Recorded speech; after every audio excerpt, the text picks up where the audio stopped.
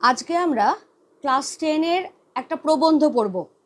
প্রবন্ধটার নাম তোমরা সবাই জানো, বাংলা ভাষায় বিজ্ঞান। পেজ নাম্বার বার করে নাও, 119। বাংলা ভাষায় বিজ্ঞান। প্রবন্ধটা যাবার আগে বা যিনি প্রবন্ধটা রচনা করেছেন তার সম্পর্কে জানবার আগে আমরা প্রথমেই একটু দেখে নেব যে এখান থেকে আমাদের পরীক্ষায় ঠিক কী ধরনের প্রশ্ন আসতে পারে।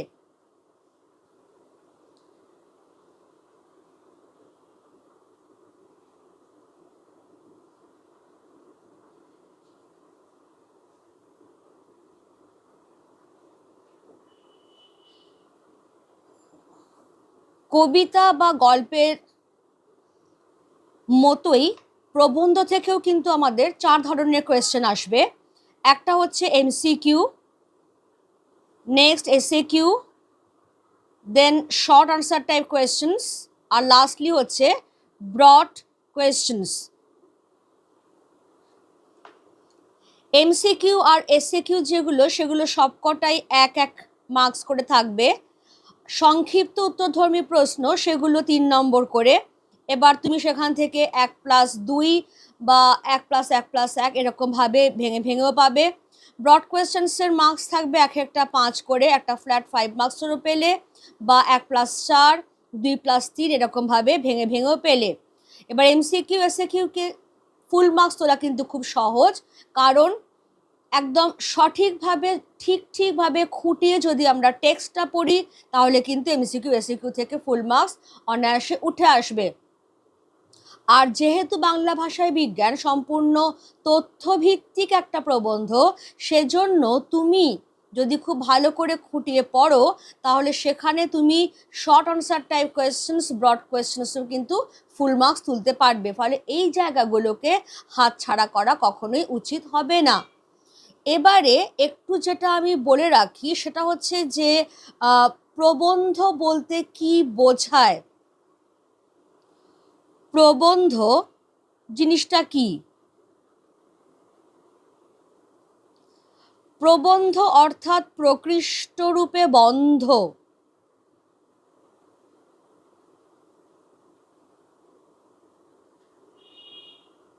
প্রকৃষ্ট রূপে মানে খুব ভালোভাবে, অর্থাৎ যেটা সোজা কথায় দাঁড়ায় যে কোনো একটি বিষয়ের ওপর গদ্যে লেখা যে সুসংহত রচনা, সেটা কি বলা হয়? প্রবন্ধ।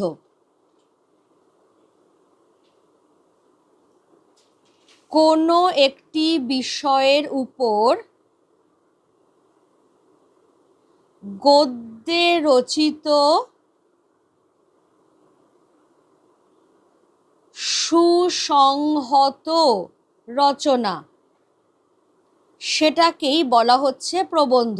অর্থাৎ একটা নির্দিষ্ট বিষয় কেন্দ্রিক হবে, গদ্যে লেখা হবে এবং তার একটা আঁটো সাঁটো বাঁধুনি থাকবে, সেটাকেই আমরা বলছি প্রবন্ধ। কেমন? এবারে তাহলে চলে এসো বাংলা ভাষায় বিজ্ঞান, যেটা আমাদের পাঠ্য প্রবন্ধ, সেটা নিয়ে আমরা অবশ্যই আলোচনা করব, কিন্তু তার আগে সরাসরি আমরা চলে যাব যিনি এটার রচয়িতা তার সম্পর্কে কিছু জেনে নেবার জন্য। বাংলা ভাষা প্রবন্ধটির রচয়িতা হচ্ছেন রাজশেখর বসু। টিকমার্ক করে দেবে এই জায়গাটাতে। জন্ম মৃত্যু সাল দেওয়া রয়েছে। জন্ম হচ্ছে নদিয়া জেলার বীরনগরে। একটা কথা বলে রাখি যে পুরোটাই কিন্তু আমাদের খুব ভালোভাবে পড়তে হবে। তার মধ্যে যে জায়গাগুলো আমি আলাদা করে আন্ডারলাইন করছি সেইগুলো থেকেই জানবে যে খুব বেশি রকম প্রশ্ন আসে। রাজশেখর বসুর পিতা দার্শনিক পণ্ডিত চন্দ্রশেখর বসু। তাহলে পিতার নাম হচ্ছে চন্দ্রশেখর বসু। তিনি দ্বারভাঙা রাজ এস্টেটের ম্যানেজার ছিলেন। এবার রাজশেখর বসুর ছদ্মনাম কি? পরশুরাম। এই জায়গাটা তুলে কোয়েশ্চেন আসে আমাদের, সেটা হচ্ছে রাজশেখর বসুর ছদ্মনাম কি?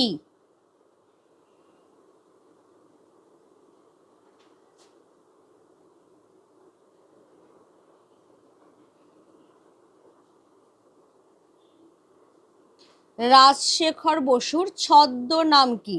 দেখো দেওয়াই হয়েছে, বাংলা সাহিত্যে পরশুরাম ছদ্মনামে রসরচনার জন্য রাজশেখর বসু চিরস্মরণীয়। রসরচনা অর্থাৎ বিভিন্ন হাসি মজা করে যে রচনা, সেই ধরনের রচনায় তিনি বেশি লিখেছেন, কিন্তু সেটার থেকে বড় কথা তিনি ছদ্মনাম গ্রহণ করেছেন পরশুরাম। এবার তার রসরচনা অর্থাৎ হাসি মজার যে রচনাগুলোর মধ্যে রয়েছে গড্ডলিকা, কজ্জলি, হনুমানের স্বপ্ন, এইগুলো। প্রবন্ধ গ্রন্থ, প্রবন্ধ গ্রন্থের মধ্যে কি কি রয়েছে? লঘুগুরু, বিচিন্তা, ভারতের খনিজ, কুটির শিল্প ইত্যাদি। এবারে একটা বিশেষ জায়গা রয়েছে, 1937 খ্রিস্টাব্দে তাঁর অবিস্মরণীয় কীর্তি চলন্তিকা বাংলা অভিধান প্রকাশিত হয়। চলন্তিকা এখনকার দিনে হয়তো অতটা প্রচলিত নয়, কিন্তু বেশ কিছু বছর আগে পর্যন্ত যখন সাহিত্য একাডেমির বাংলা অভিধান প্রকাশিত হয়নি বা আরও অন্যান্য বাংলা অভিধান অতটা প্রচলিত হয়নি, তখন বাঙালির ঘরে ঘরে এই চলন্তিকাটাই কিন্তু থাকতো। তাহলে চলন্তিকা বাংলা অভিধান কার রচনা? সেটাও কিন্তু রাজশেখর বসুর রচনা, এবং সেটা প্রকাশকাল 1937। এবার তিনি কি কি অনুবাদ করছেন? বাল্মীকি রামায়ণ, মহাভারত, মেঘদূত, হিতোপদেশের গল্প প্রভৃতি তিনি অনুবাদ করেন। আর রাজশেখর বসু কি কি পুরস্কার পাচ্ছেন? রাজশেখর বসু রবীন্দ্র পুরস্কার, একাডেমি পুরস্কার এগুলো পাচ্ছেন, এবং পদ্মভূষণ উপাধিতে তিনি ভূষিত হন। এছাড়াও কলকাতা আর যাদবপুর দুটি বিশ্ববিদ্যালয়ই যথাক্রমে 1957, 1958 খ্রিস্টাব্দে তাকে ডক্টরেট উপাধি প্রদান করে। তাহলে বুঝতেই পারছো যে একজন মহান ব্যক্তি, একজন সুপণ্ডিত ব্যক্তি, যিনি শুধুমাত্র কিছু গল্প গ্রন্থ, কিছু প্রবন্ধ ইত্যাদি রচনা করেই ছাড়ছেন না, বরং তিনি একটা আস্ত অভিধান রচনা করছেন, বাংলা থেকে বাংলায় অভিধান রচনা করছেন যার নাম চলন্তিকা, এবং বাংলা সাহিত্যে তার এই অবিস্মরণীয় অবদানের জন্যই বিভিন্ন পুরস্কারে ভূষিত হচ্ছেন, এবং কলকাতা এবং যাদবপুর ইউনিভার্সিটি দুটো বিশ্ববিদ্যালয়ই তাকে আলাদা আলাদা করে ডক্টরেট উপাধিতে ভূষিত করছে। এবার চলে এসো আমাদের মেন যে টেক্সট, সেই টেক্সটটা নিয়ে আমরা একটু আলোচনা করব। টেক্সটের নাম বাংলা ভাষায় বিজ্ঞান। প্রথমেই যেখানটা আমি দিয়ে দেবো সেটা হচ্ছে মূল গ্রন্থের নামটা কি? মূল গ্রন্থ বিচিন্তা। মূল গ্রন্থ হচ্ছে বিচিন্তা। তোমরা এক্ষুনি পড়ে এসেছো, এটা তার রচিত প্রবন্ধ গ্রন্থগুলির মধ্যে অন্যতম, এবং এটির প্রকাশকাল হচ্ছে 1955 খ্রিস্টাব্দ, 1955 হয়ে গেল। এবারে বাংলা ভাষায় বিজ্ঞান, আমাদের প্রবন্ধটার নাম, লেখক রাজশেখর বসু, যার ছদ্মনাম এইমাত্র আমরা পেয়ে এসেছি পরশুরাম। তাহলে প্রবন্ধ বলতে কি বোঝায় সেটা আমাদের আলোচনা হয়ে গেল, যে কোনো একটা নির্দিষ্ট বিষয় নিয়ে একটা আঁটো যে লেখা, গদ্যে লেখা, সেটা কি বলা হবে? প্রবন্ধ। এখানেও তাহলে এই যে নামটা, সেটা থেকেই পরিষ্কার যে বাংলা ভাষায় বিজ্ঞান বিষয়ক প্রবন্ধ কিভাবে লেখা যেতে পারে, সেখানে কোনো সমস্যা আসতে পারে কি না, বা যদি সমস্যা আসে কিভাবে সেগুলো সমাধান করা যেতে পারে, এই একটা বিষয়কে নিয়েই কিন্তু আলোচনাটা শুরু হয়েছে এবং শেষ হয়েছে। চলো আমরা তাহলে স্টার্ট করছি। যেটা শুরুতেই বলছেন লেখক, যাদের জন্য বিজ্ঞান বিষয়ক বাংলা গ্রন্থ বা প্রবন্ধ লেখা হয় তাদের মোটামুটি দুই শ্রেণীতে ভাগ করা যেতে পারে। প্রথম, যারা ইংরেজি জানে না বা অতি অল্প জানে, অল্প বয়স্ক ছেলে মেয়ে এবং অল্প শিক্ষিত বয়স্ক লোক এই শ্রেণীতে পড়ে। দ্বিতীয়, যারা ইংরেজি জানে এবং ইংরেজি ভাষায় অল্পাধিক বিজ্ঞান পড়েছে। তাহলে এই অংশটার মধ্যে থেকে যেটা লেখক বলছেন সেটা হচ্ছে যে যাদের জন্য আমরা বিজ্ঞান বিষয়ক বাংলা গ্রন্থ বা প্রবন্ধ লিখব, সেই পাঠকদের মোটামুটি দুটো ভাগে ভাগ করা যাচ্ছে। একটা শ্রেণীর পাঠক যারা ইংরেজি একেবারেই জানে না বা জানলেও খুব অল্প জানে। তারা কারা? তারা হচ্ছে যে বাচ্চা বাচ্চা ছেলে মেয়ে যারা, আর যারা বয়স্ক মানুষ কিন্তু কম শিক্ষিত, এরা ইংরেজি জানেই না বা খুব কম জানে। আর দ্বিতীয় ধরনের পাঠক যারা ইংরেজি জানে, শুধু তাই নয়, যারা ইংরেজি ভাষায় কম বেশি বিজ্ঞান পড়েছে। এই দুটো শ্রেণীতে পাঠকবর্গকে ভাগ করা যেতে পারে। তাহলে এই লাইনটা তুলে নাও, যাদের জন্য বিজ্ঞান বিষয়ক বাংলা গ্রন্থ বা প্রবন্ধ লেখা হয় তাদের মোটামুটি দুই শ্রেণীতে ভাগ করা যেতে পারে। প্রথম, যারা ইংরেজি জানে না বা অতি অল্প জানে, তারা কারা? অল্প বয়স্ক ছেলে মেয়ে এবং অল্প শিক্ষিত বয়স্ক লোক। আর দ্বিতীয়, যারা ইংরেজি জানে এবং ইংরেজি ভাষায় অল্পাধিক বিজ্ঞান পড়েছে। তাহলে এইখান থেকে আমরা যে কোয়েশ্চেনটা তুলতে পারি সেটা হচ্ছে,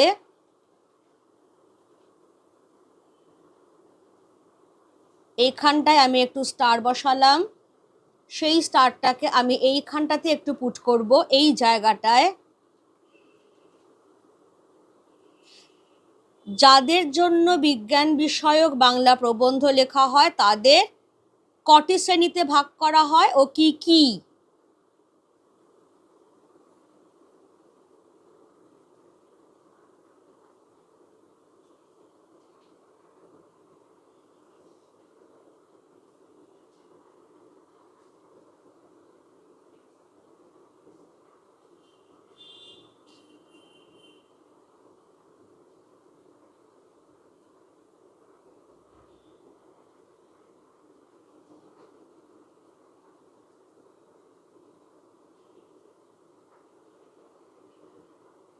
যাদের জন্য বিজ্ঞান বিষয়ক বাংলা প্রবন্ধ লেখা হয় তাদের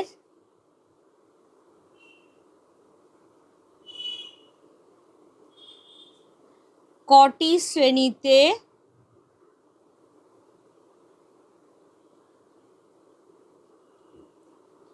ভাগ করা হয় ও কি কি? এই যদি আমার কোয়েশ্চেন হয় এখানে, তার আনসারটা আমরা এখানেই পেয়ে যাচ্ছি যে তাদের দুটি শ্রেণীতে ভাগ করা হয়, যেটা এইমাত্র বলা হলো, যে একদল যারা ইংরেজি জানেই না বা খুব কম জানে, অল্প বয়স্ক ছেলে মেয়ে বা অল্প শিক্ষিত বয়স্ক মানুষ। আর দ্বিতীয়ত, যারা ইংরেজি জানে এবং ইংরেজি ভাষায় কম বেশি বিজ্ঞান পড়েছে। এবার যেটা বলছেন লেখক, সেটা কি বলছেন, যে প্রথম শ্রেণীর পাঠকদের নিয়ে কিন্তু আমাদের সমস্যাটা হচ্ছে না। প্রথম শ্রেণীর পাঠক অর্থাৎ যারা ইংরেজি জানেই না বা খুব কম জানে, তাদের বিজ্ঞানের সঙ্গে পূর্ব পরিচয় নেই। গুটি কতক ইংরেজি পারিভাষিক শব্দ, পারিভাষিক শব্দের অর্থটা আমি এখানে একটু দিয়ে নিই। সেটা হচ্ছে যে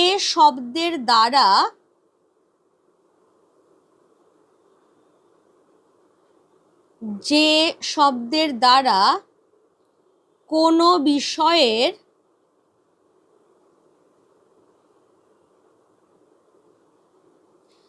নির্দিষ্ট অর্থ বোঝা যায়,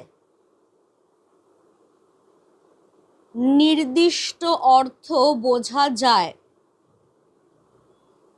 অর্থাৎ যেরকম আমরা বলি না যে সায়েন্সের এই টার্মটা, এই যে টার্ম, এই টার্ম কথাটারই বাংলা হচ্ছে পরিভাষা। অর্থাৎ এমন একটা শব্দ যেটার দ্বারা তুমি কোনো একটা বিষয়ের নির্দিষ্ট অর্থ বুঝতে পারবে। যেমন সেল, সেল মানে হচ্ছে যে কোষ, বিজ্ঞানের ক্ষেত্রে সেল কথাটা মানে হচ্ছে কোষ। তাহলে এই কোষটা হচ্ছে একটা পারিভাষিক শব্দ, কেমন? লেখক বলছেন যে প্রথম শ্রেণীর পাঠক তাদের বিজ্ঞানের সঙ্গে আগে থেকে পরিচয় নেই, গোটা কয়েক ইংরেজি পারিভাষিক শব্দ হয়তো তারা শিখেছে, যেমন typhoid, iodine, motor, croton, zebra. অনেক রকম স্থূল তথ্য, মানে সাধারণ তথ্য, সাধারণ জ্ঞান যেটা সবারই জানা, সেটা তাদেরও জানা আছে। যেমন জল আর কর্পূর উবে যায়, পিতলের চাইতে অ্যালুমিনিয়াম হালকা, লাউ কুমড়ো জাতীয় গাছে দুরকম ফুল হয়। এই রকম সামান্য জ্ঞান থাকলেও সুশৃঙ্খল আধুনিক বৈজ্ঞানিক তথ্য তারা কিছুই জানে না। এই শ্রেণীর পাঠক ইংরেজি ভাষার প্রভাব থেকে মুক্ত, সেজন্য বাংলা পরিভাষা আয়ত্ত করে বাংলায় বিজ্ঞান শেখা তাদের সংস্কারের বিরোধী নয়।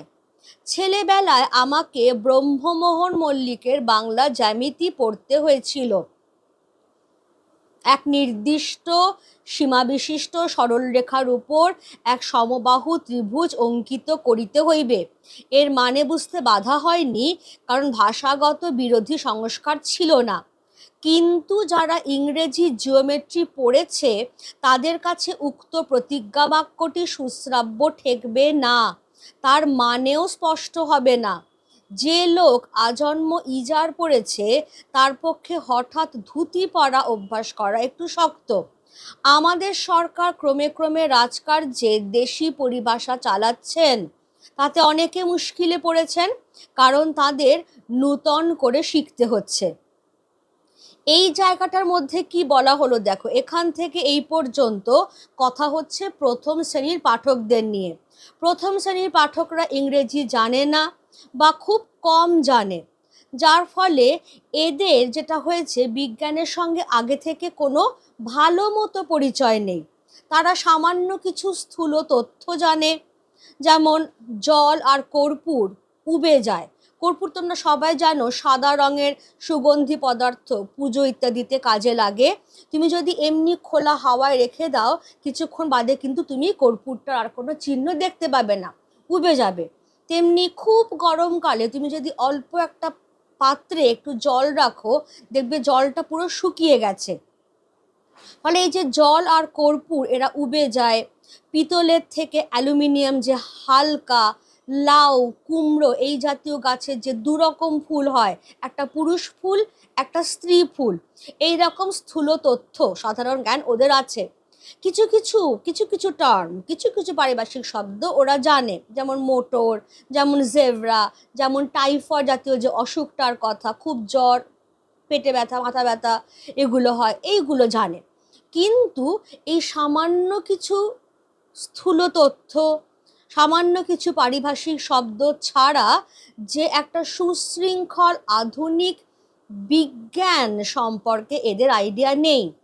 এই অবস্থায় তুমি যদি একটা বাংলা ভাষায় বিজ্ঞানের বই লিখে এদের কাছে দাও, এদের পড়তে কোনো অসুবিধে হবে না, কারণ এরা প্রথম ওই শব্দগুলোর সঙ্গে পরিচিত হচ্ছে, ওই শব্দগুলো অনুযায়ী এরা বিজ্ঞানের সঙ্গেও পরিচিত হচ্ছে।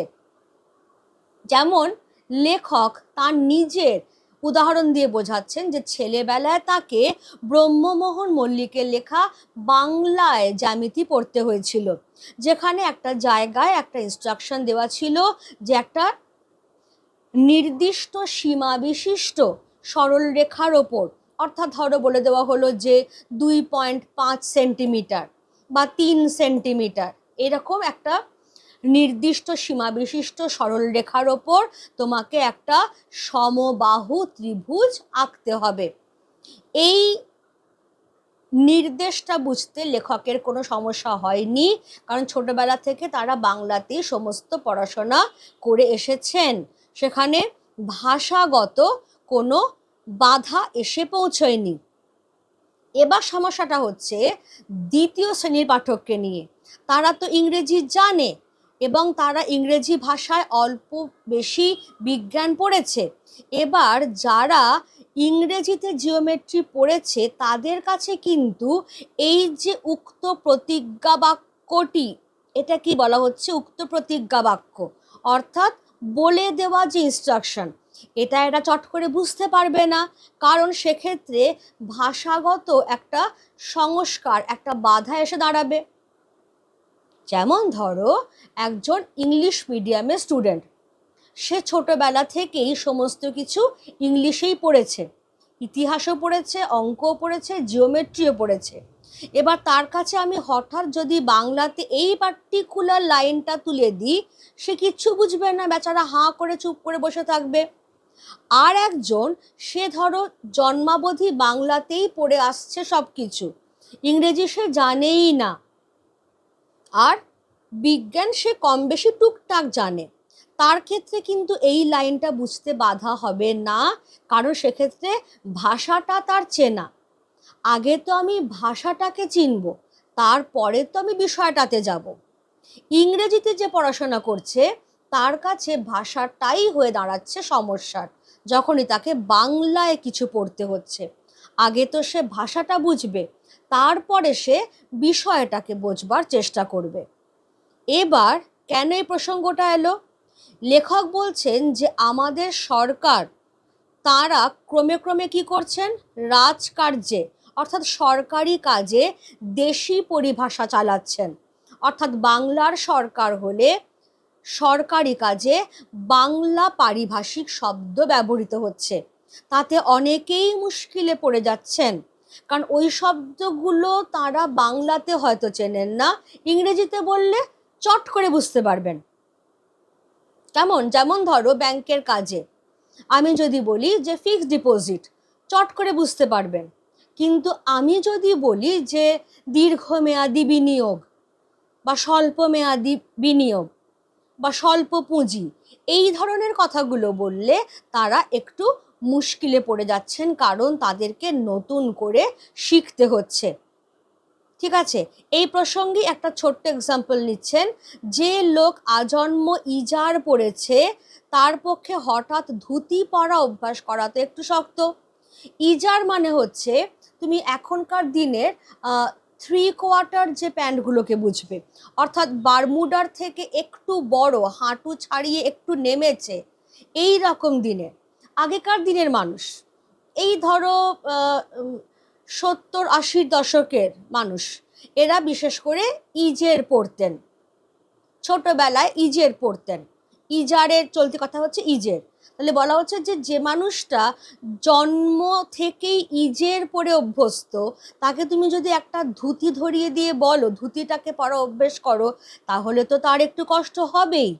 সেই রকমভাবেই যে ছাত্র সে ইংরেজিতে জিওমেট্রি পড়েছে, তাকে তুমি যদি একটা বাংলায় ইনস্ট্রাকশন দাও যে নির্দিষ্ট সীমাবিশিষ্ট সরল রেখার ওপর তোমাকে একটা সমবাহু ত্রিভুজ অঙ্কিত করতে হবে, সে হয়তো জানে বিষয়টা, কিন্তু এই ভাষাটার জন্য সে আটকে যাচ্ছে। কেমন? এইটাই সমস্যা হয়ে যাচ্ছে দ্বিতীয় শ্রেণীর পাঠকের ক্ষেত্রে, এবং এই সমস্যাটাই আরো বড় আকার ধারণ করছে। কেন না, আমাদের সরকার, তারা সরকারি কাজে দেশি পরিভাষা ব্যবহার করছেন, যার ফলেই অনেকে মুশকিলে পড়েছেন, কারণ তাদের নতুন করে এই বাংলা পরিভাষাগুলোকে আয়ত্ত করতে হচ্ছে বা শিখতে হচ্ছে। ঠিক আছে, এবারে আমি কতগুলো কোয়েশ্চেন নেব। সেটা হচ্ছে, গুটি কতক ইংরেজি পারিভাষিক শব্দ হয়তো তারা শিখেছে। কেমন?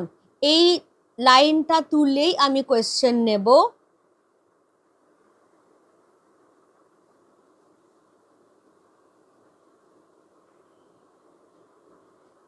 কারা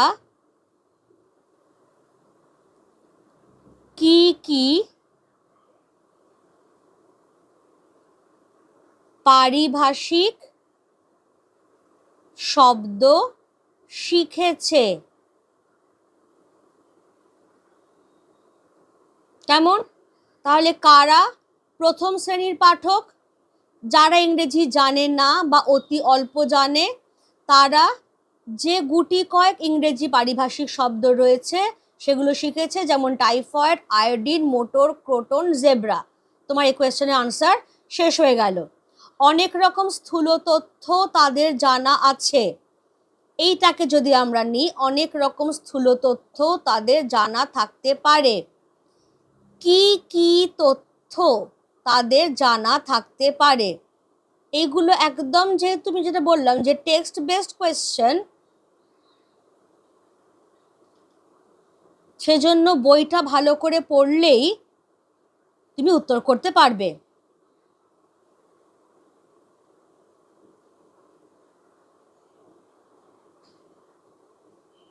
কি কি তথ্য তাদের জানা থাকতে পারে? প্রথম শ্রেণীর পাঠকদের যে যে স্থূল তথ্য জানা থাকতে পারে সেগুলো হচ্ছে জল আর কর্পূর উবে যায়, পিতলের চাইতে অ্যালুমিনিয়াম হালকা, লাউ কুমড়ো জাতীয় গাছে দুরকম ফুল হয়। এই তিনটে কথা হয়ে গেল। এইটাকে আমি একটু আলাদা করে ব্র্যাকেট করে নেব। পিতলের চাইতে অ্যালুমিনিয়াম হালকা, এখান থেকে তোমার যে কোয়েশ্চেনটা আসে সেটা হচ্ছে যে পিতলের চাইতে হালকা কোনটি? উত্তর আসবে পিতলের চাইতে হালকা হলো অ্যালুমিনিয়াম। কেমন? এবারে এইটা ভীষণভাবে আসে এই কোয়েশ্চেনটা, ছেলেবেলায় আমাকে ব্রহ্মমোহন মল্লিকের বাংলা জ্যামিতি পড়তে হয়েছিল। এইটাকে আমি স্ট্রেট কোয়েশ্চেনটা এভাবে নিচ্ছি,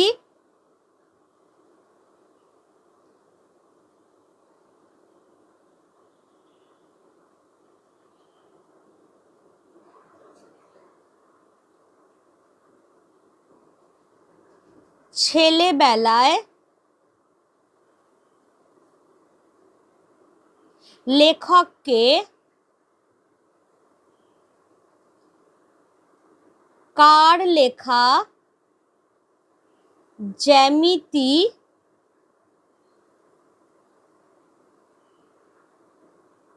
পড়তে হয়েছিল?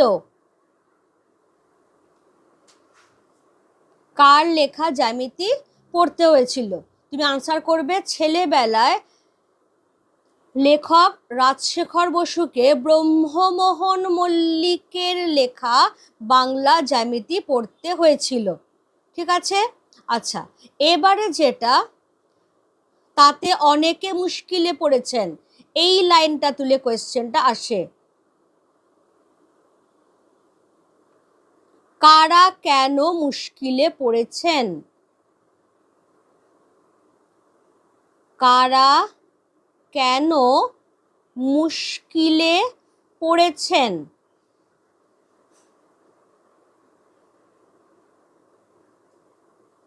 আচ্ছা, এবারে এই কারার বিষয়টা বলে দিই, যে যারা ছোটবেলা থেকেই ইংরেজিতে পড়াশোনা করে এসেছে, এইভাবে তোমাকে আনসারটা করতে হবে। তাহলে আমাদের সরকার ক্রমে ক্রমে রাজকার্যে দেশি পরিভাষা চালাচ্ছেন বলেই যারা ছোটবেলা থেকে ইংরেজিতে পড়াশোনা করে এসেছেন তারা মুশকিলে পড়েছেন, কারণ তাদের নতুন করে সব শিখতে হচ্ছে। এই অবধি হয়ে গেল।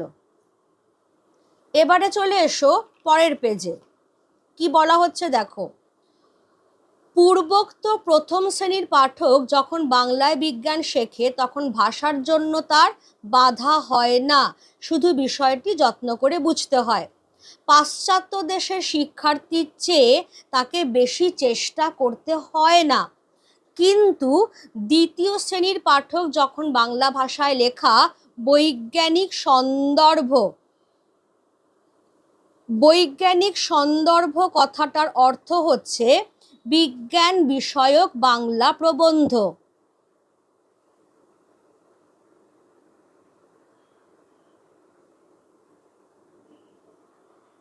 বিজ্ঞান বিষয়ক বাংলা প্রবন্ধ,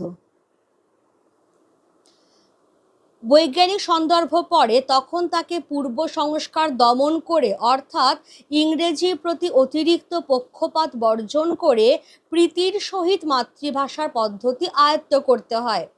এই কারণে পাশ্চাত্য পাঠকের তুলনায় তার পক্ষে একটু বেশি চেষ্টা আবশ্যক। আচ্ছা, এখানে যেটা বলা হচ্ছে সেটা হচ্ছে যে পাশ্চাত্য দেশের শিক্ষার্থী আর প্রথম শ্রেণীর পাঠক, দুটো জিনিস একসঙ্গে করো। এবার আমি একটা বাংলা ভাষায় বিজ্ঞানের ওপরে প্রবন্ধ লিখলাম, আমার দু ধরনের পাঠক সামনে আছে। এক ধরনের পাঠক যারা প্রথম শ্রেণী, তারা ইংরেজি জানেন না। কেমন? এবং যেটা এখানেও বলা হয়েছিল, দেখে নাও, যারা ইংরেজি জানে না বা খুব কম জানে, ফলে তাদের ক্ষেত্রে তারা যখন এবার সেই বাংলায় লেখা বিজ্ঞান বিষয়ক প্রবন্ধটা পড়ছে, ভাষাটা তাদের ক্ষেত্রে বাধা হয়ে দাঁড়াচ্ছে না, কারণ তারা তো ইংরেজি জানেই না বা জানলেও খুব কম জানে। ফলে বাংলায় লেখা বিজ্ঞান তাদের কাছে বাধা হয়ে দাঁড়াচ্ছে না, শুধু বিষয়টা তাকে যত্ন করে ভালো করে বুঝতে হচ্ছে। ঠিক যেরকম পাশ্চাত্যের অর্থাৎ ওয়েস্টার্ন কান্ট্রিজের কোনো ছাত্র বা ছাত্রী যখন তার দেশের ভাষায় লেখা কিছু বই পড়ছে, সেক্ষেত্রে ভাষাটা বাধা হয়ে দাঁড়াচ্ছে না, তাকে বিষয়টা যত্ন করে বুঝতে হচ্ছে। এবার সমস্যা হয়ে যাচ্ছে দ্বিতীয় শ্রেণীর পাঠকের ক্ষেত্রে। দ্বিতীয় শ্রেণীর পাঠক তারা ইংরেজি জানে এবং ইংরেজি ভাষায় কম বেশি বিজ্ঞান পড়েছে। এবার যখন আমার লেখা সেই বাংলায় বিজ্ঞান বিষয় প্রবন্ধটা তাকে পড়তে দেওয়া হলো, তার ক্ষেত্রে ভাষাটা একটা বড় সড়ো বাধা হয়ে দাঁড়াচ্ছে। আগে সে ভাষাটার বাধা অতিক্রম করবে, ভাষাটা বুঝতে শিখবে, তারপরে সে বিষয়টা বুঝবে। সেই কারণেই বলা হচ্ছে পাশ্চাত্য পাঠকের তুলনায় তার পক্ষে একটু বেশি চেষ্টা আবশ্যক। অর্থাৎ পাশ্চাত্য পাঠক বলো বা প্রথম শ্রেণীর পাঠক বলো, এদের কারোর ক্ষেত্রেই যেহেতু ভাষাটা বাধা নয়, কিন্তু দ্বিতীয় শ্রেণীর পাঠকের কাছে ভাষাটা বাধা, সেই জন্য দ্বিতীয় শ্রেণীর পাঠকের চেষ্টাটা একটু বেশি। আগে ভাষার বাধা অতিক্রম করো, যে কি বলতে চাওয়া হয়েছে, তারপরে কি বলা হয়েছে সেইটা। কেমন? এবারে চলে এসো, এইখান থেকে যদি আমরা এই কোয়েশ্চেনটা নিই যে পাশ্চাত্য পাঠকের তুলনা তার পক্ষে একটু বেশি চেষ্টা আবশ্যক, কার পক্ষে কেন বেশি চেষ্টা আবশ্যক?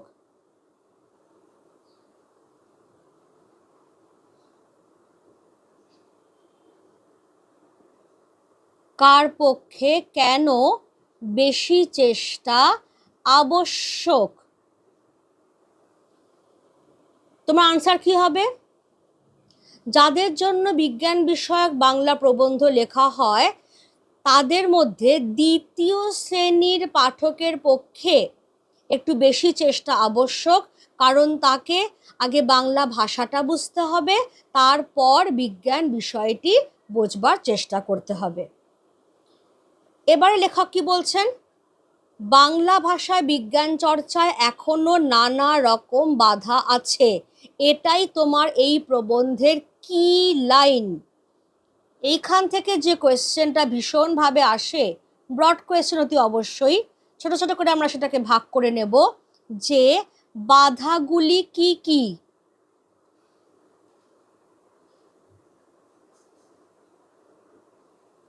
বাধাগুলি কি কি, আর এই লাইনটা তুলেই এইটা একটা আসে, আর একটা আসে এই বাধা কিভাবে দূর করা সম্ভব, সেজন্য আমি দুবারে দিলাম। এই বাধা কিভাবে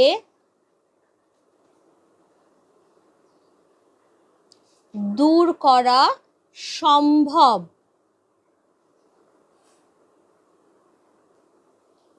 কেমন? এবারে তাহলে আমরা ফিরে যাচ্ছি, বাংলা ভাষায় বিজ্ঞান চর্চায় এখনো নানা রকম বাধা আছে। 1 নম্বর বাধার জায়গাটা এইখানটায় আমি দিয়ে দিলাম। 1 নম্বর বাধা কি সেটা? বাংলা পারিভাষিক শব্দ প্রচুর নেই। অনেক বছর পূর্বে বঙ্গীয় সাহিত্য পরিষদের সঙ্গে সংশ্লিষ্ট কয়েকজন বিদ্যোৎসাহী লেখক নানা বিষয়ের পরিভাষা রচনা করেছিলেন। তাদের উদ্যোগের এই ত্রুটি ছিল যে তারা একযোগে কাজ না করে স্বতন্ত্রভাবে করেছিলেন, তার ফলে সংকলিত পরিভাষার সাম্য হয়নি। একই ইংরেজি সংজ্ঞার বিভিন্ন প্রতিশব্দ রচিত হয়েছে।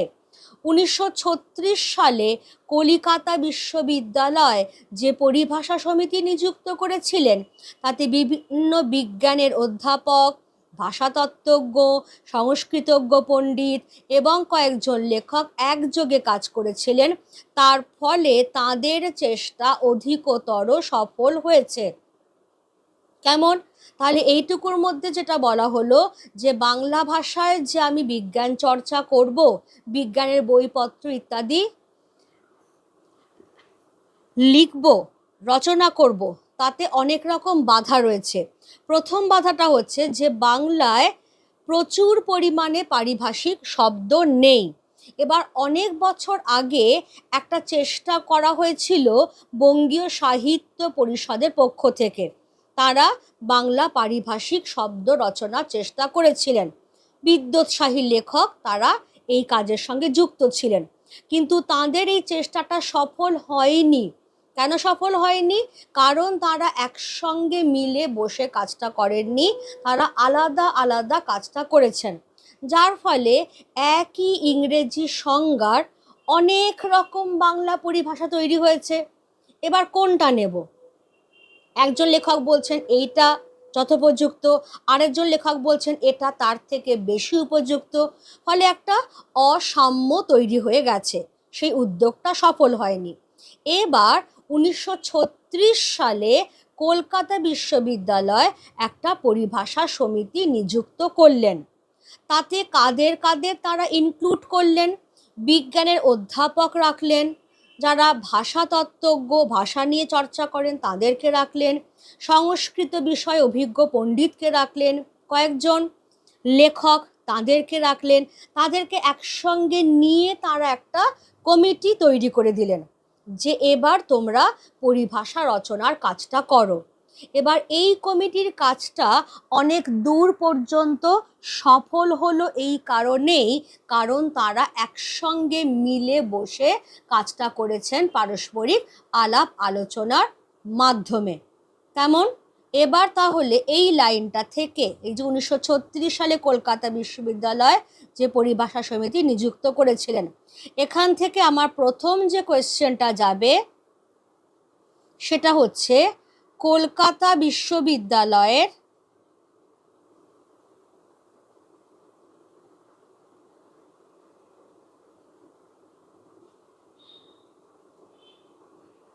পরিভাষা সমিতি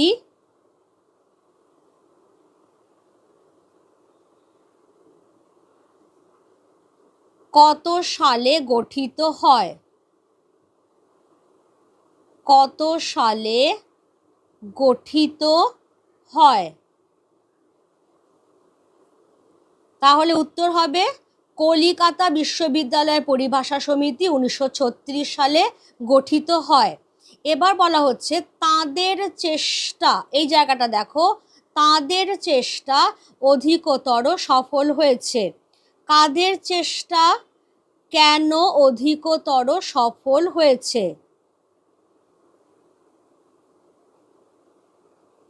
কাদের চেষ্টা কেন অধিকতর সফল হয়েছে? আনসার কি হবে?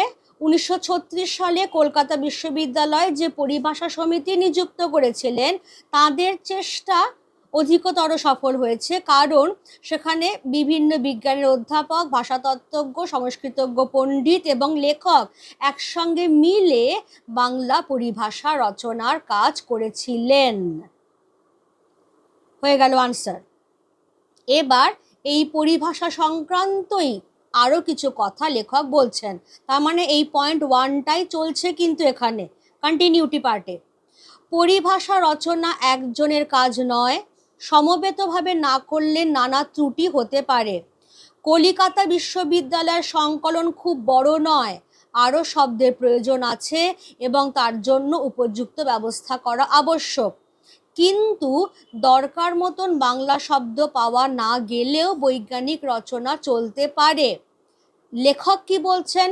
যতদিন উপযুক্ত ও প্রামাণিক বাংলা শব্দ রচিত না হয় ততদিন ইংরেজি শব্দই বাংলা বানানে চালানো ভালো। বিশ্ববিদ্যালয় নিযুক্ত সমিতি বিস্তর ইংরেজি শব্দ বজায় রেখেছেন। তাঁরা বিধান দিয়েছেন যে নবাগত রাসায়নিক বস্তুর ইংরেজি নামই বাংলা বানানে চলবে, যেমন অক্সিজেন, প্যারাডাইক্লোরোবেনজিন এইগুলো। উদ্ভিদ ও প্রাণীর জাতিবাচক বা পরিচয়বাচক অধিকাংশ ইংরেজি বা সার্বজাতিক ইন্টারন্যাশনাল নামও বাংলায় চালানো যেতে পারে, যেমন ম্যালভাসি, ফার্ন, আর্থ্রোপোডা ইনসেক্টা এইগুলো। তাহলে এইখানটা আমরা এইটুকু অবধি ব্র্যাকেট করব। যেটা লেখক বলছেন একদম সঠিক কথাই, যে পরিভাষা রচনা কোনো একজনের কাজ নয়, একসঙ্গে মিলে সমবেতভাবে যদি না করা হয় তাহলে তাতে ভুল ত্রুটি হতে বাধ্য।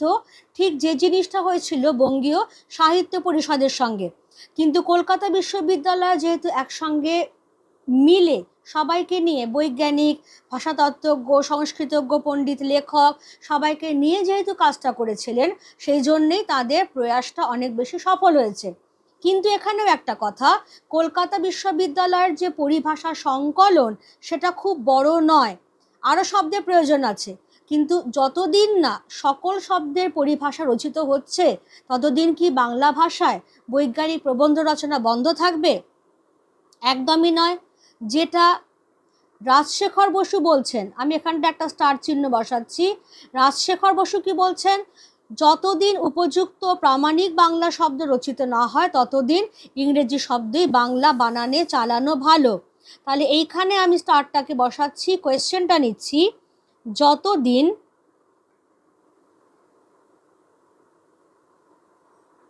উপযুক্ত ও প্রামাণিক বাংলা শব্দ রচিত না হয়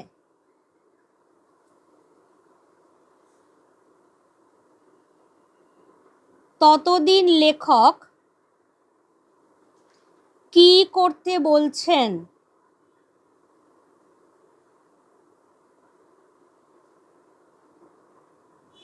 আনসার কি হবে? ইংরেজি শব্দই বাংলা বানানে চালানো ভালো। এবার দেখো এই জায়গাটা, তাঁরা বিধান দিয়েছেন, এখান থেকে আমি সরাসরি যে কোয়েশ্চেনটা নিয়ে নেব সেটা হচ্ছে যে কারা কি বিধান দিয়েছেন।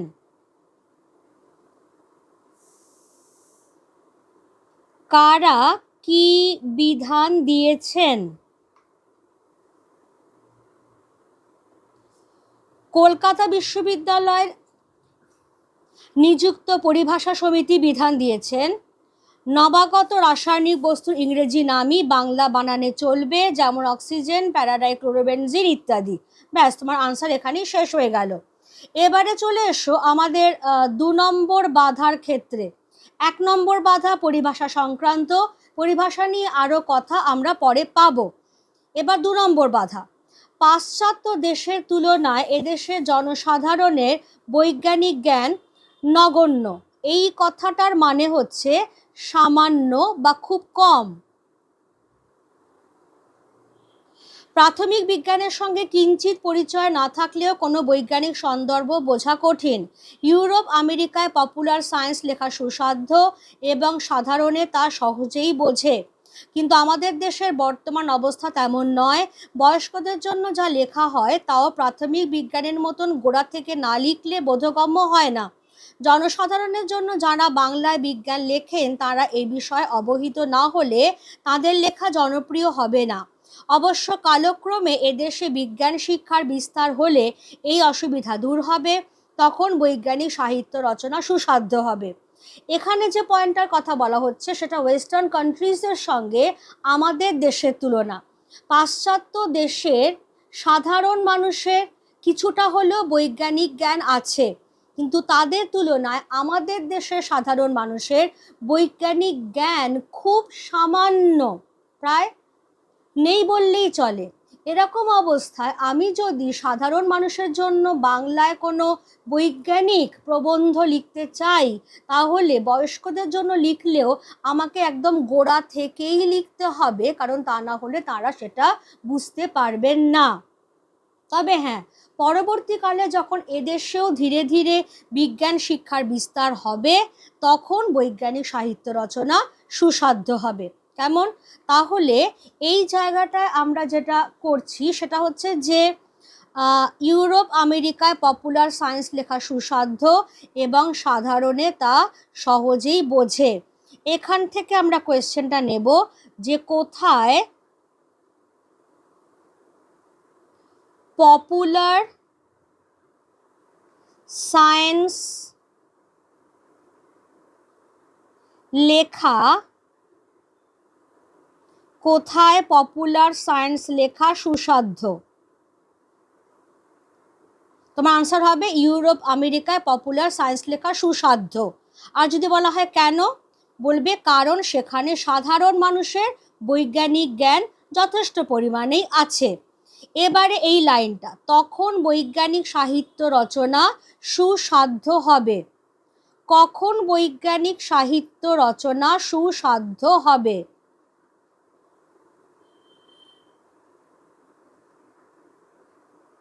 কখন বৈজ্ঞানিক সাহিত্য রচনা সুসাধ্য হবে?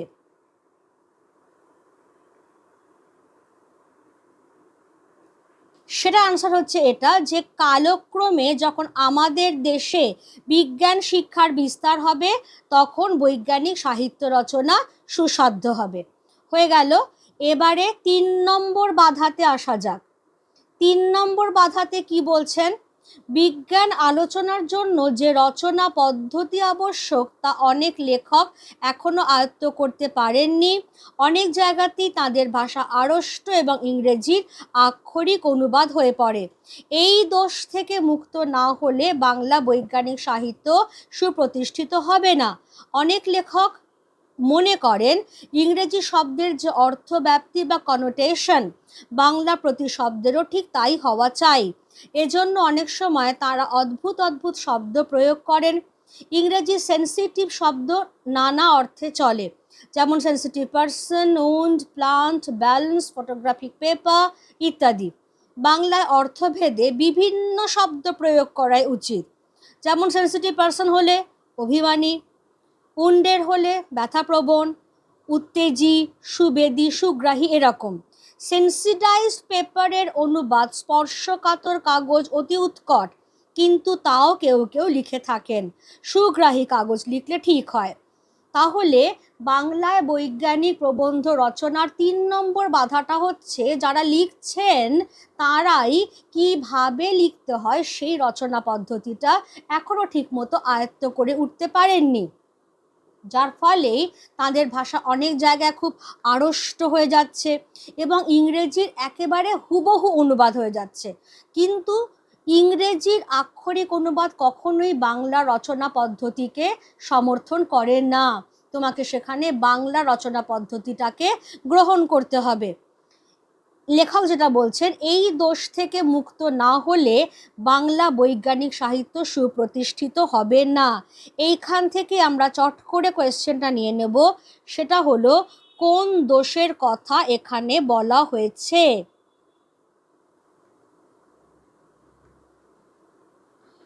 কোন দোষের কথা এখানে বলা হয়েছে? যেটা বললাম, এই জায়গাটা বিজ্ঞান আলোচনার জন্য যে রচনা পদ্ধতি আবশ্যক তা অনেক লেখক এখনো আয়ত্ত করতে পারেননি, তাদের ভাষা অনেক জায়গাতে আড়ষ্ট এবং ইংরেজির আক্ষরিক অনুবাদ হয়ে পড়ে। এই দোষের কথাই এখানে বলা হয়েছে। কেমন? এবারে হচ্ছে সেন্সিটাইজড পেপারের যথার্থ অনুবাদ কি হওয়া উচিত। ভীষণ আসে এই কোয়েশ্চেনটা।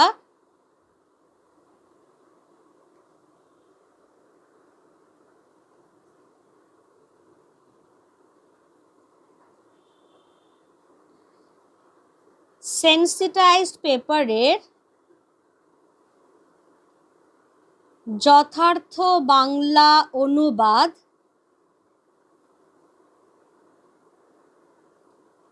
কি হওয়া উচিত?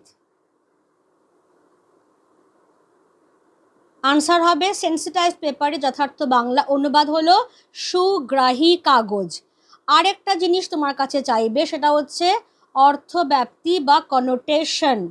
এইটা তুলে যে কোয়েশ্চেনটা চাওয়া হয় সেটা হচ্ছে কনোটেশন বলতে কি বোঝানো হয়েছে।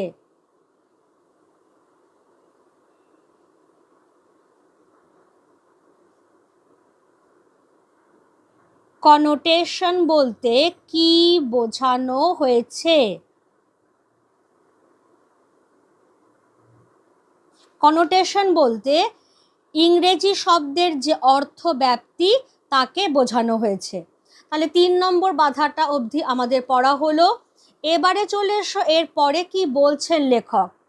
লেখক এর পরে যেটা বলছেন সেটা হলো অনেক লেখক তাঁদের বক্তব্য ইংরেজিতে ভাবেন এবং যথাযথ বাংলা অনুবাদে প্রকাশ করবার চেষ্টা করেন, এতে রচনা উৎকট হয়। কোয়েশ্চেনটা সঙ্গে সঙ্গে নিয়ে নেবেও। কিসে রচনা উৎকট হয়? উৎকট মানে বিকট, অদ্ভুত। তাহলে কিসে রচনা উৎকট হয়? না, দেখা যাচ্ছে যে অনেক লেখক তাদের বক্তব্য ইংরেজিতে ভাবছেন, ভালো কথা, এবং সেই ইংরেজি ভাবনাটাকেই তারা একদম যথাযথ বাংলা অনুবাদে যেটা ভাবছেন সেটাকে হুবহু বাংলা অনুবাদে প্রকাশ করবার চেষ্টা করছেন, আর তাতেই রচনাটা উৎকট হচ্ছে। As for example, the atomic engine has not even reached the blueprint stage. এটাকেই তারা ভাবছেন তো ইংরেজিতে, এবার হুবহু বাংলা অনুবাদে কি লিখছেন? পরমাণু ইঞ্জিন নীলচিত্রের অবস্থাতেও পৌঁছয়নি, এটাতেই উৎকট হচ্ছে। একটু ঘুরিয়ে লিখলে অর্থ সরল হয়, পরমাণু ইঞ্জিনের নকশা পর্যন্ত এখনো প্রস্তুত হয়নি। অর্থাৎ বাংলা বাক্য রীতি যেরকম, রচনা পদ্ধতি যেরকম, সেইভাবে তুমি তোমার ইংরেজি ভাবনাটাকে সাজাও, তাহলে জিনিসটা সরল হবে। Another example, when sulfur burns in air, the nitrogen does not take part in the reaction. আক্ষরিক অনুবাদ, যথাযথ বাংলা অনুবাদ কি করছেন? যখন গন্ধক হাওয়ায় পড়ে তখন নাইট্রোজেন প্রতিক্রিয়ায় অংশগ্রহণ করে না। এরকম মাছি মারা নকল না করে নাইট্রোজেনের কোনো পরিবর্তন হয় না লিখলেই বাংলা ভাষা বজায় থাকে। তাহলে এইটা হচ্ছে বাধা নাম্বার 4। কেমন? যে আমাদেরকে কি করতে হবে? ইংরেজিতে যদি ভাবিও সেটাকে কিন্তু যথাযথ বাংলা অনুবাদে প্রকাশ করলে হবে না, বাংলা বাক্যরীতি, বাংলা রচনা পদ্ধতি অনুসারে সেটাকে যদি আমরা লিখি তাহলে সেটা সহজ, সরল এবং সবার বোঝার উপযুক্ত হবে। তেমন এই জায়গাটা একটুখানি মার্ক করে রেখো। The atomic engine has not even reach the blueprint stage, এটার বাংলা কি হওয়া উচিত? পরমাণু ইঞ্জিনের নকশা পর্যন্ত এখনো প্রস্তুত হয়নি। এইটা কেমন? তাহলে এইটা দিয়ে কোয়েশ্চেনটা যেটা আসে সেটা হলো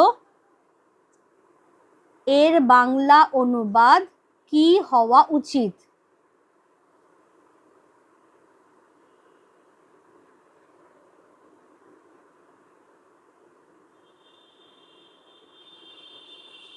ঠিক যেটা আন্ডারলাইন করে দিলাম, পরমাণু ইঞ্জিনের নকশা পর্যন্ত এখনো প্রস্তুত হয়নি, এটাই হচ্ছে এই ইংরেজি বাক্যটির যথাযথ বাংলা অনুবাদ।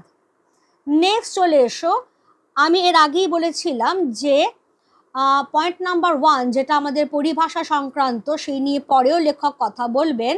তাহলে আমি এখানে করে দিচ্ছি 1, লিখে দিলাম কন্টিনিউটি বলে, যাতে তোমরা বুঝতে পারো যে হ্যাঁ আগেও পরিভাষা নিয়ে কথা বলা হয়েছে। অনেকে মনে করেন পারিভাষিক শব্দ বাদ দিয়ে বক্তব্য প্রকাশ করলে রচনা সহজ হয়। এই ধারণা পুরোপুরি ঠিক নয়। স্থান বিশেষে পারিভাষিক শব্দ বাদ দেওয়া চলে, যেমন অমেরুদণ্ডীর বদলে লেখা যেতে পারে যেসব জন্তুর শিরদাঁড়া নেই, কিন্তু আলোক তরঙ্গর বদলে আলোর কাঁপন বা নাচন লিখলে কিছুমাত্র সহজ হয় না। এবার the very very important line, পরিভাষার উদ্দেশ্য কি?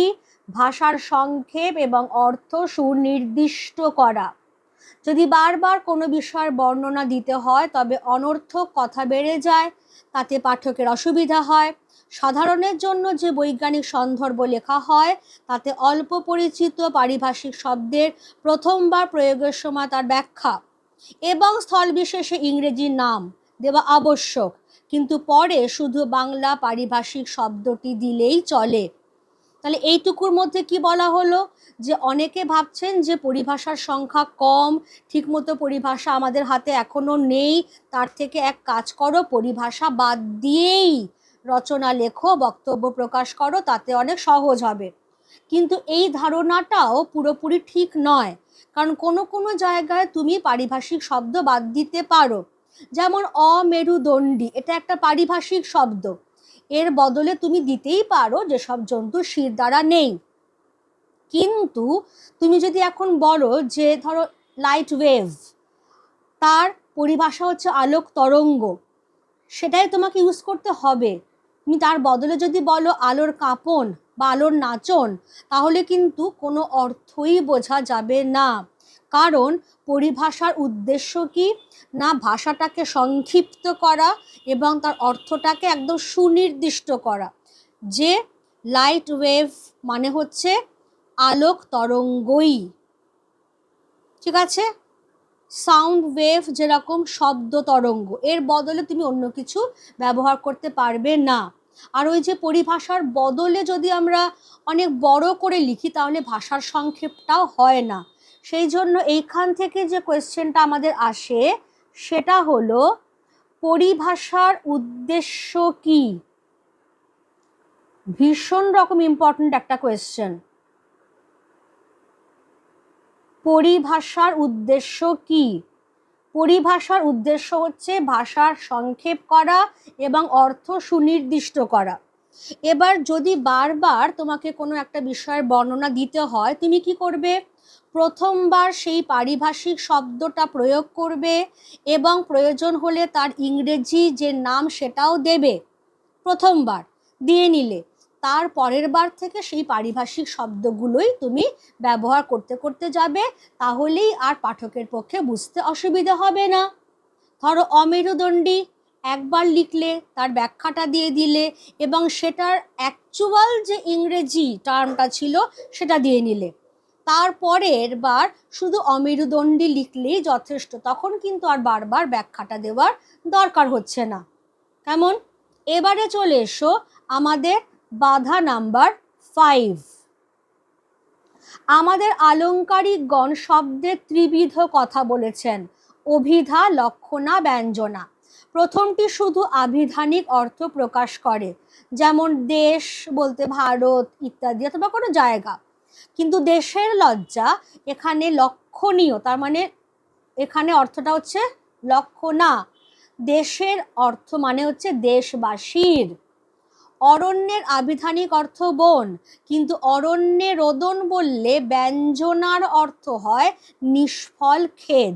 সাধারণ সাহিত্যে লক্ষণা বা ব্যঞ্জনা এবং উৎপ্রেক্ষা, অতিশয়োক্তি প্রভৃতি অলঙ্কারের সার্থক প্রয়োগ হতে পারে, কিন্তু বৈজ্ঞানিক সাহিত্যে যত কম থাকে ততই ভালো। উপমার কিছু প্রয়োজন হয়, রূপক স্থল বিশেষে চলতে পারে, কিন্তু অন্যান্য অলঙ্কার বর্জন করাই উচিত। হিমালয় যেন পৃথিবীর মানদণ্ড, কালিদাসের এই উক্তি কাব্যেরই উপযুক্ত, ভূগোলের নয়। বৈজ্ঞানিক প্রসঙ্গের ভাষা অত্যন্ত সরল ও স্পষ্ট হওয়া আবশ্যক, এই কথাটি সকল লেখকেরই মনে রাখা উচিত।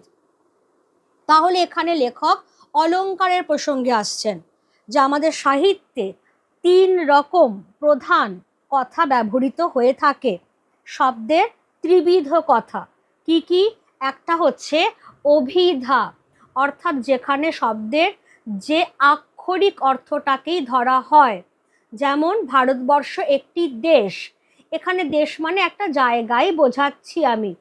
কিন্তু লক্ষণা, লক্ষণা হচ্ছে যে শব্দটা বলা হলো তার মধ্যে দিয়ে যে অর্থটা বোঝাচ্ছে সেটাকে ধরে সেটাকে অতিক্রম করে যাওয়া। যেমন দেশের লজ্জা, দেশের লজ্জা মানে কিন্তু এখানে ভারতবর্ষের লজ্জা নয়, ভারতবাসীর লজ্জা। তাহলে ভারতবর্ষ নামক দেশটায় যারা বাস করে সেই দেশবাসীর লজ্জা, এটা হচ্ছে লক্ষণা। আরেকটা এক্সাম্পল আমি বলতেই পারি, ধরো আমি ডাকলাম এই রিক্সা, এরকম ডাকলাম একটা। তাহলে এই রিক্সা বলতে আমি কিন্তু রিক্সাকে ডাকছি না, রিক্সাওয়ালাকে ডাকছি। তাহলে রিক্সাটাকে ধরেই আরেকটু অতিক্রম করে যাচ্ছে যেখানে অর্থটা, সেখানে হচ্ছে লক্ষণা। আর ব্যঞ্জনা সেটা হচ্ছে একটা সাজেস্টিভ কিছু। যেমন আমি যদি বলি যে অরণ্যে রোদন, তার মানে কিন্তু বনে গিয়ে কান্না নয়, বরং নিষ্ফল খেদ। বড়বাবুর কাছে আমার দুঃখের কথা বলা মানে অরণ্যে রোদন, অর্থাৎ কোনো মানে হয় না, যা নিষ্ফল, যার কোনো ফল নেই, এই রকম নিষ্ফল খেদ, এইটা হচ্ছে ব্যঞ্জনা। লেখক বলছেন যে দেখো, তুমি একটা বিজ্ঞান বিষয়ক রচনা লিখতে বসেছো, সেখানে তোমাকে সাহিত্যের অলংকার ইত্যাদি যতটা কমানো যায়, বর্জন করা যায়, ততটাই ভালো। কিছু কিছু ক্ষেত্রে তুমি হয়তো কিছু তুলনা বা উপমা, যা আমরা বলি, আনতে পারো, কিছু রূপকেরও প্রয়োগ করতে পারো। কিন্তু যখন একদম কাব্যিক একটা বর্ণনা দিচ্ছ যে হিমালয় যেন পৃথিবীর মানদণ্ড, এটা কাব্যের জন্য ঠিক আছে, কিন্তু বিজ্ঞানের জন্য ঠিক নেই। কারণ বৈজ্ঞানিক প্রসঙ্গের ভাষা হতে হবে খুব সরল এবং সোজাসাপটা, এটা কিন্তু রচনাকারদের মনে রাখতে হবে। তাহলে এইখান থেকে আমরা কোয়েশ্চেনটা নেব, যেটা রয়েছে আমাদের আলংকারিকগণ শব্দের ত্রিবিধ কথা বলেছেন। শব্দের ত্রিবিধ কথা কি কি?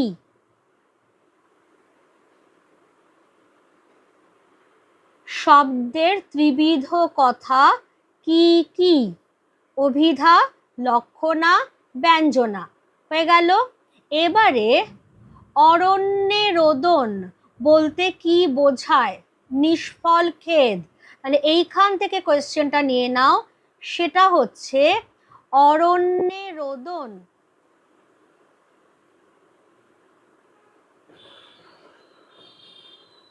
কথার অর্থ কি? অরণ্যে রোদন কথার অর্থ হলো নিষ্ফল খেদ। এবার এইটা ভীষণ আসে, হিমালয় যেন পৃথিবীর মানদণ্ড, উক্তিটি কার?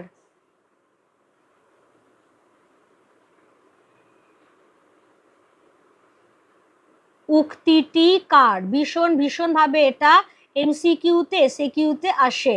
হিমালয় যেন পৃথিবীর মানদণ্ড উক্তিটি কালিদাসের। কেমন? আর এই লাস্ট কথাটা, এই কথাটি সকল লেখকেরই মনে রাখা উচিত। কোন কথাটি? তাহলে কোন কথাটি সকল লেখকের মনে রাখা উচিত? বৈজ্ঞানিক প্রসঙ্গের ভাষা অত্যন্ত সরল এবং স্পষ্ট হওয়া আবশ্যক। ডান। এবারে চলে এসো 6 নম্বর যে একটা বিষয় রয়েছে, 6 নম্বর যে বাধা, সেটা কি? বাংলা বৈজ্ঞানিক প্রবন্ধাদিতে মানে প্রবন্ধ ইত্যাদি, মানে প্রবন্ধ আর অন্যান্য যে রচনা, আরেকটি দোষ প্রায় নজরে পড়ে। অল্পবিদ্যা ভয়ঙ্করী, এই প্রবাদটি যে কত ঠিক তার প্রমাণ আমাদের সাময়িক পত্রাদিতে মাঝে মাঝে পাওয়া যায়। কিছুদিন আগে একটি পত্রিকায় দেখেছি, অক্সিজেন বা হাইড্রোজেন স্বাস্থ্যকর বলে বৈজ্ঞানিক যুক্তি নেই, তারা জীবের বেঁচে থাকবার পক্ষে অপরিহার্য অঙ্গ মাত্র, তবে ওজোন গ্যাস স্বাস্থ্যকর। এই রকম ভুল লেখা সাধারণ পাঠকের পক্ষে অনিষ্টকর। সম্পাদকের উচিত অবিখ্যাত লেখকের বৈজ্ঞানিক রচনা প্রকাশের আগে অভিজ্ঞ লোককে দিয়ে যাচাই করিয়ে নেওয়া। তাহলে আরেকটা যেটা বাধা, যেটা বৈজ্ঞানিক রচনা প্রসার করতে বাধা দান করছে, সেটা হচ্ছে মানুষের অল্পবিদ্যা ভয়ঙ্করী এই ব্যাপারটা। যে মানুষটা লিখছে বৈজ্ঞানিক রচনা, তার জ্ঞানটাই কম, সেজন্য সে ভীষণ ভুলভাল তথ্য প্রদান করছে। সেই জন্যে লেখক সাজেস্ট করছেন যে কোনো অবিখ্যাত লেখক যখন বৈজ্ঞানিক প্রবন্ধ ছাপাতে দেবেন, তখন সম্পাদক মশাইয়ের উচিত সেই রচনাটা ছাপানোর আগে অভিজ্ঞ কোনো লোককে দিয়ে যাচাই করিয়ে নেওয়া, তাহলেই এই ধরনের ভুল তথ্য প্রকাশিত হবার সম্ভাবনাটা থাকবেই না। তাহলে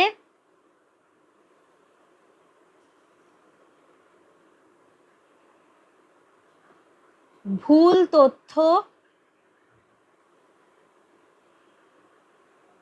প্রকাশিত না করার জন্য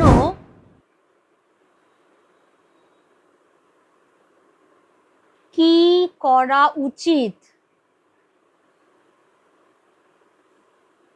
কোয়েশ্চনটা কি দিলাম? ভুল তথ্য প্রকাশিত না করার জন্য কি করা উচিত? সম্পাদকের উচিত অবিখ্যাত লেখকের বৈজ্ঞানিক রচনা প্রকাশের আগে অভিজ্ঞ লোককে দিয়ে যাচাই করে নেওয়া, তাহলেই আর বৈজ্ঞানিক প্রবন্ধে বা সন্দর্ভে কোনো ভুল তথ্য গেল না। ঠিক আছে, সবার কাছে ক্লিয়ার হয়ে গেল? তাহলে টোটাল কিন্তু আমরা 6টা বাধা পেয়ে গেলাম পরপর। সেই 6টা বাধা কিভাবে সেগুলো সমাধান করা যায় সঙ্গে সঙ্গেই কিন্তু আমরা আলোচনা করতে করতে গেছি। এখানেই আমাদের চ্যাপ্টারটা শেষ হলো। আমি এখান থেকে ছোট্ট ছোট্ট যা কোয়েশ্চেন হতে পারে সমস্ত কিছুই দিয়ে দিচ্ছি। পরবর্তীকালে এর ওপরে MCQ, SAQ, short answer type এবং ব্রড কোয়েশ্চেন্স কী ধরনের আসতে পারে তার ওপরেও ভিডিও আমি দেব। ততদিন এইগুলো নিয়ে তোমরা ভালো করে পড়তে থাকো। ডেসক্রিপশানে গিয়ে লিঙ্কটাতে ক্লিক করো যাতে আমার আরও অন্যান্য পড়বার ভিডিও তোমরা পেয়ে যাও এবং ভালো করে পড়াশোনা করতে থাকো। আজকের ক্লাস তাহলে আমি এখানেই রাখছি। Thank you everybody.